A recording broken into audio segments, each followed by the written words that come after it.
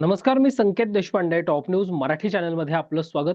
महाराष्ट्रात नुकत्याच 29 महानगरपालिकांच्या निवडणुका झाल्या, निवडणुकांचे निकाल लागले आणि या निवडणुकांचे निकाल लागल्यानंतर महाराष्ट्रात सर्वाधिक चर्चेत असणारी नगरसेविका अर्थात मुंब्र्यातून AIMIMच्या तिकिटावर विजयी झालेले सहर शेख.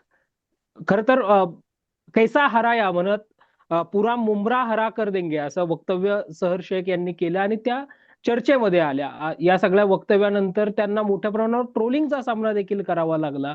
अशातच AIMIM पक्षाचे प्रदेशाध्यक्ष महाराष्ट्राचे आणि माजी खासदार असणारे इम्तियाज जलील यांनी आज सहर शेख यांची भेट देखील घेतली. दरम्यानच्या काळामध्ये या सगळ्या वक्तव्यानंतर आता त्यांनी माफीनामा देखील जो आहे तो आपला सादर केलेला आहे. लिखित स्वरूपात हा सगळा माफीनामा आहे. पण या सगळ्या प्रकरणामध्ये मूळ प्रश्न हाच आहे की सहर शेख यांचं नेमकं चुकलं काय, नेमक्या या सगळ्या वक्तव्यातून नेमकं त्यांना काय सांगायचं होतं, आणि या संपूर्ण विषयावर अगदी मुद्देसूद विश्लेषण आपण करणार आहोत. आणि या चर्चेत आज आपल्यासोबत सामाजिक कार्यकर्ते पैगंबर शेख आहेत.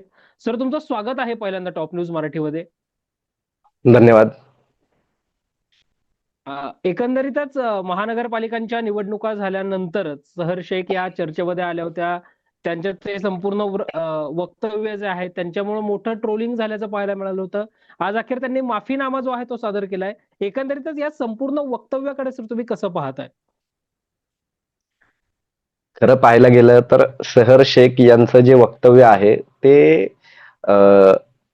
जितेंद्र आव्हाड जे कळवा मुंब्राचे जे आमदार आहेत त्यांच्या विरोधात आणि राष्ट्रवादी काँग्रेस शरदचंद्र पवार गट आणि मुंब्र्यामध्ये जे काही बाबा इतर पक्ष त्यांच्या विरोधामध्ये आहेत त्यांच्याशी निगडीत ते वाक्य होतं. खरं तर की त्यांचं ते पूर्णपणे पॉलिटिकल स्टेटमेंट होतं की मुंब्रा को हरा कर देंगे म्हणजे MIMचा जो झेंडा आहे तो झेंडा त्या ठिकाणी आम्ही लावूया. इट्स जस्ट की मुंबई महानगरपालिकेवर आपण भगवा झेंडा फडकूया, पुणे महानगरपालिकेवर आपण भगवा झेंडा फडकूया, अशा पद्धतीचं ते एक विधान होतं. आणि त्या ते विधान करताना त्यांनाही मे बी त्या गोष्टीची माहिती नसावी की त्या विधानाचं अशा पद्धतीने कटिंग करून जे आहे ते एवढ्या मोठ्या प्रमाणामध्ये व्हायरल होईल. आणि त्यांना एक उमेदवारी मिळाली नव्हती म्हणून त्या रागामधून ज्या काही गोष्टी त्यांनी केल्या त्याचं पूर्णपणे दोन कम्युनिटी, दोन धर्मीयांमध्ये काहीतरी तेढ निर्माण करण्यासाठी त्याचा वापर केला जाईल याचा विचार बहुधा त्यांनीही केला नसेल. मात्र त्यांनी त्या विधानावरून ज्या काही गोष्टी झाल्या बरंच ते व्हायरल झालं, देशभरामध्ये चर्चा झाली आणि त्याच्यानंतर मग किरीट सोमय्या जे आहेत ते त्याच्यामध्ये पडले आणि त्याच्यानंतर त्यांनी मुंब्रा पोलीस स्टेशनमध्ये जो आहे तो माफीनामा जाहीर केला. मात्र आपण चर्चा जी आहे ती अशी केली पाहिजे खरं तर की इम्तियाज जलील यांचं काय चुकलं, की इम्तियाज जलील यांनी जो काही आज वाईट वाटतं म्हणजे बोलताना की ते एक पत्रकार होते, सामाजिक राजकीय भान त्यांना आहे आणि अशा पद्धतीनं ते जे काही वक्तव्य करतात महानगरपालिकेमध्ये त्यांच्या पक्षाला एक चांगली भरारी मिळाली, 125 नगरसेवक निवडून आले. आता त्यांच्या ज्या नगर परिषदेच्या आणि नगरपंचायतच्या ज्या निवडणुका आहेत त्या निवडणुकांमध्ये देखील त्यांचा जो काही कॉन्फिडन्स आहे तो वाढल्यामुळे त्यांचा जे उमेदवार त्यांनी दिलेले आहेत ते निवडून यावे म्हणून त्यांनी ते विधान केलंय का याची खरं तर एक चिकित्सा करणं खूप जास्त गरजेचं आहे. आणि त्याच्यातून MIMच्या जे काही उमेदवार उभे राहतील त्यांना जास्त मतं पडावी म्हणून ते विधान आज त्यांनी केलं का याची चिकित्सा खरं तर करायला पाहिजे की महाराष्ट्र पूर्ण हिरवा करू अशा पद्धतीचं त्यांनी विधान केलं त्या ठिकाणी. आणि मुळातच सेहर शेख आता जी पत्रकार परिषद झाली त्या सेहर शेख यांनी बोलल्या, त्यांनी आता देखील ते बोलले की त्यांनी जे विधान केलं ते पॉलिटिकल विधान होतं आणि त्या विधानावर मुळातच त्या अंगाने सांगितलं जाणं खूप जास्त गरजेचं होतं आणि किरीट सोमय्या यांनी देखील त्या अंगानेच त्या गोष्टी करणं गरजेचं होतं. मात्र त्यांनी देखील तो मुद्दा धार्मिकतेकडे वळवला आणि आता तर त्या मुद्द्याचं पूर्ण काय म्हणतात की त्याला पूर्णपणे चोथा करून टाकला इम्तियाज जलील यांनी. त्यांनी त्या विषयाला व्यवस्थित पद्धतीने हँडल करणं गरजेचं होतं. भगवं उपरणं घालून ते पत्रकार परिषदेमध्ये आले आणि भगवं उपरणं घालून येऊन त्यांनी म्हणाले की महाराष्ट्राला हिरवं करणार. मुळातच अशा पद्धतीची विधानं केल्यानंतर महाराष्ट्रामधून एक राग, संताप जे आहे ते होणं स्वाभाविक आहे.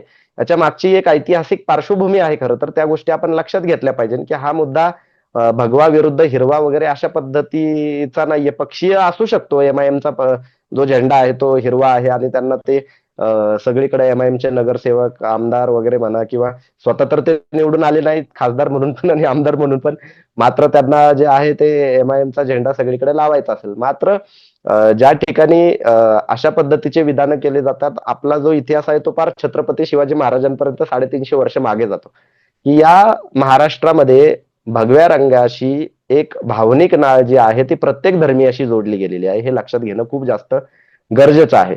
कारण की या महाराष्ट्रामध्ये मोगलांच्या विरुद्ध छत्रपती शिवाजी महाराज लढले होते आणि त्यांनी स्वराज्याचा जो भगवा आहे तो या महाराष्ट्रामध्ये उभा केला आणि त्याच्याशी डायरेक्ट ते जोडलं जातं. त्याच्यामुळे तो प्रॉब्लेम निर्माण होतो. ज्या पद्धतीनं यांनी आता भगव्याचा जो वापर चुकीच्या पद्धतीनं केला आहे, तो भगवा आणि छत्रपती शिवाजी महाराजांचा भगवा या दोन भगव्यांमध्ये फरक आहे आणि त्याच्यामुळे तो भगवा जे आहेत ते भाजपवाले जे आहे तो मध्ये आणतात आणि त्याच्यामुळे तो भगवा विरुद्ध हिरवा जो आहे तो त्या पद्धतीचा संघर्ष निर्माण होताना आपण पाहतो.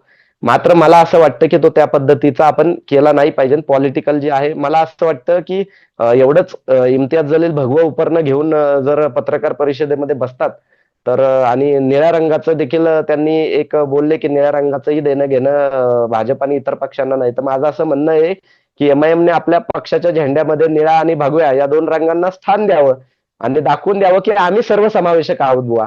फक्त ते कुठल्या तरी एका विजय उबाळे नावाचा उमेदवार आहे त्याचं नाव वाचून दाखवणं, त्याला गटनेता बनवलं हे दाखवण्यापेक्षा प्रतीकाचं जे राजकारण आहे, प्रतीकांचं जे समाजकारण आहे त्याच्यामध्ये पण यशस्वी रित्या जे आहे ते पदार्पण करणं एमआयएमला खूप जास्त गरजेचं आहे.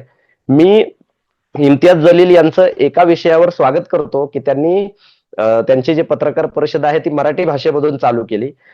माझं या माध्यमातून त्यांना हे देखील सांगणं असेल की आपल्याला तोडकी मोडकी मराठी येते, मात्र तुमच्या पक्षामध्ये असे अनेक अनेक मराठी बोलणारे जे आहे ते प्रवक्ते, वक्ते, भाषण करणारे लोक आहेत ज्यांना प्रवक्ता बनायचं आहे खरं तर एमआयएमचं. मात्र तुम्ही त्यांना संधी का देत नाही, हा देखील माझा प्रश्न या माध्यमातून आहे. मी कुठल्या पक्षामध्ये नसल्याने मला सगळ्याच पक्षांना प्रश्न विचारण्याचा देखील अधिकार आहे. तर तुम्ही त्यांना संधी दिली पाहिजे, जेणेकरून तुमच्याकडून जी तोडकी मोडकी मराठी बोलली जाते त्यात ते चांगल्या भाषेमध्ये बोलतील आणि ज्या पद्धतीनं तुम्ही बोलताय त्या पद्धतीनं ते बोलणारही नाहीत एवढा देखील मला विश्वास आहे. निश्चितच सर, एआयएमआयएम पक्षाच्या भूमिकेच्या संदर्भात मध्ये सुद्धा आपण बोललो.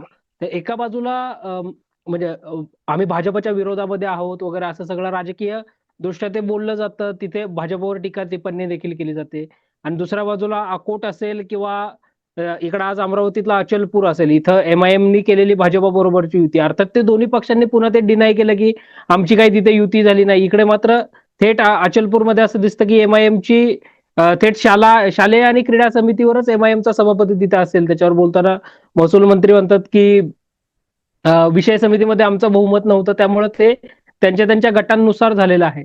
एका बाजूला आपलं राजकारण सेट करायचं आणि दुसऱ्या बाजूला कुठेतरी जनमानसामध्ये जनक्षोभ उफाळेल अशा आशयाचे हे सगळे स्टेटमेंट करायचे. हे असं करणाऱ्या सगळ्या राजकारण्यांना काय सांगाल सहर्षेच्या निमित्ताने सुद्धा आणि आजच्या इम्तियाज जलील यांच्या स्टेटमेंटच्या निमित्तानं सुद्धा? मला वाटत नाही एमआयएम भाजपची विरोधक आहे. मला असं वाटतं की एमआयएम ही भाजपला पूरक असं वातावरण जे आहे ते महाराष्ट्रामध्ये निर्माण करण्याचा प्रयत्न करते. आजचं जे स्टेटमेंट आहे ते इम्तियाज जलीलचं हे तेच सांगते खरं तर. विशेष महत्वाचं काय आहे की एकीकडे तुम्ही मुस्लिमांना जे आहे ते एक खात्री द्या की आम्ही तुमचे तारणहार आहोत, आम्ही तुमची बाजू घेतोय, आम्ही तुमचे प्रश्न मांडतोय आणि जी प्रतीक मोठ्या प्रमाणामध्ये मुस्लिम समाज हा हिरवा झेंडा वगैरे घेऊन बऱ्याच ठिकाणी आपण सण सूद वगैरे प्रत्येक ठिकाणी आपण पाहतोच. मात्र पॉलिटिकली जे आहे तो हिरवा झेंडा आम्ही तुम्हाला देऊ अशा पद्धतीची जी एक भावना आहे ती मुस्लिमांमध्ये निर्माण करायची आणि मुस्लिमांना एक वेगळ्या बाजूला आणून उभं करायचं आणि ते झालं की आपोआप इथला जो हिंदू समाज आहे, तो हिंदू धर्मीय आहे, तो एका बाजूला उभा राहील आणि भाजपला त्याचा अनपेक्षितपणे जो आहे तो फायदाच होईल. या गोष्टी इम्तियाज जलील यांनी आज त्यांच्या विधानामधून जे आहेत ते केले. बरेचसे हिंदू धर्मीय देखील जे आहेत ते इम्तियाज जलील यांच्या या विधानावर नाराज आहेत, कारण त्यांच्याकडून त्या अपेक्षा त्यांना नव्हत्या. एक अभ्यासू नेतृत्व म्हणून त्यांच्याकडे पाहिलं जात होतं. मात्र त्यांच्या या विधानाने जे आहे एक राजकीय जे पोलरायझेशन आपण म्हणतो, मतांचं जे विभाजन आहे ते आता नगर परिषद असतील आणि या पंचायत समितीच्या ज्या निवडणुका असतील त्याच्या त्यांच्या त्या विधानाच्या माध्यमातून होऊ शकतील. आणि माझं हे सांगणं आहे की सैयद शेख देखील बोलले की आधी त्यांनी माफी मागितल्यानंतर तो विषय खरं तर संपवायला पाहिजे नव्हता आणि इम्तियाज जलील यांनी त्याच पद्धतीने त्या गोष्टी सांगणं अपेक्षित होतं. मात्र त्यांनी त्या पद्धतीच्या त्या गोष्टी केल्या नाहीत. विकासावर बोललं पाहिजे आणि या सगळ्या गोष्टी केल्या पाहिजे. मात्र विकासावर तुम्ही किती बोलताय हा खूप मोठा प्रश्न आहे. तुमच्या पत्रकार परिषदेमध्ये विकासावर तुम्ही किती बोललात आणि तुम्ही सगळ्या समस्या वगैरे या सगळ्या गोष्टी सांगितल्यात. मग त्या समस्या ज्या आहेत त्या छत्रपती संभाजीनगर जो तुमचा मतदारसंघ आहे त्या ठिकाणी तुम्ही किती सोडवल्यात हा प्रश्न पत्रकारांनी त्यांच्या ठिकाणी विचारायला पाहिजे होता. आणि एवढं करून सुद्धा मग तुम्ही पडलात कसे काय आणि तुम्हाला पाडण्यामध्ये कुठल्या समाजाचं योगदान आहे तर ते मुस्लिम समाजाचंच योगदान आहे. दुसरी गोष्ट अशी की जे एक इम्तियाज जलील एक बोलत होते की ज्याला प्रसिद्ध व्हायचंय त्यांना एमआयएम वर टीका करणं खूप गरजेचं आहे. हे जे नेते आहेत नितेश राणे असतील ते संग्राम जगताप असतील किंवा त्या त्या नवनीत राणा असतील या एमआयएम वर टीका करतात. तर त्यांना परत एकदा मुस्लिमांवर टीका केली म्हणजे एमआयएम वर टीका केली अशा पद्धतीचं जे एक आहे एक नेरेटिव्ह सेट करायचंय की ज्या पद्धतीने भाजप सेट करण्याचा प्रयत्न करते की भाजपवर टीका केली म्हणजे हिंदू धर्मीयांवर टीका केली, त्याच पद्धतीने एमआयएम वर टीका केली म्हणजे काहीतरी मुस्लिमांवर टीका केली अशा पद्धतीचं नेरेटिव्ह जे आहे ते इम्तियाज जलील सेट करण्याचा प्रयत्न करत होते. मला असं वाटतं की या सगळ्या गोष्टी चुकीच्या आहेत. मुस्लिमांच्या विरोधामध्ये द्वेष पसरवला जातो याच्यामध्ये काहीही दुमत नाहीये. नितेश राणे असतील, संग्राम जगताप असतील, नवनीत राणा असतील, मात्र त्यांच्यावर बोलणारा फक्त एमआयएम हा एकमेव पक्ष आहे हा खूप मोठा गैरसमज आहे. अनेक सामाजिक कार्यकर्ते असतील अगदी खूप मोठ्या प्रमाणामध्ये जेवढं एमआयएम देखील बोलत नाही तेवढ्या पुरोगामी संघटना ज्या आहेत त्या मुस्लिमांच्या बाजूने वारंवार बोलत असतात. आणि मला काय म्हणायचंय की हे बोलून फक्त फायदा नाहीये. एमआयएमला काय यश मिळतं या गोष्टीमध्ये? काही यश मिळत नाही त्यांना देखील. आज ज्या ठिकाणी काँग्रेसचे आणि राष्ट्रवादीचे उमेदवार होते त्या ठिकाणी ते पडून फक्त एमआयएमचे उमेदवार निवडून आलेत. एवढाच झालेला आहे. मुस्लिमच कॅन्डिडेट आधी त्या ठिकाणी होते, त्या ठिकाणी फक्त एमआयएमचे कॅन्डिडेट निवडून आलेत. आणि ते कसे निवडून आलेत की आम्ही तुमचे मसीहा आहोत, आम्ही तुमचे तारणहार आहोत, आम्ही तुमची बाजू घेतो या पद्धतीनं दाखवून जे आहेत ते एमआयएमचे उमेदवार जे निवडून आलेले आहेत.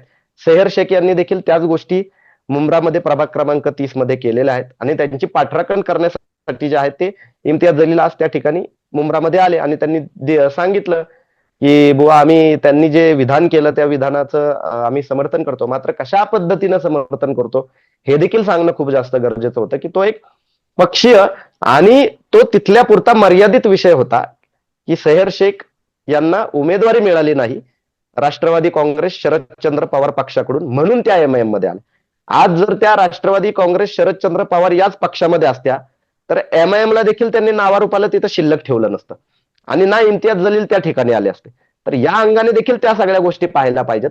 खूप असं काहीतरी पक्षनिष्ठ 20-25 वर्ष एमआयएम मध्ये ते युनुस शेख होते आणि मग त्यांच्या मुलीला काहीतरी उमेदवारी मिळाली आणि मग त्यांना काहीतरी यश मिळालं अशातला काही भाग नाहीये.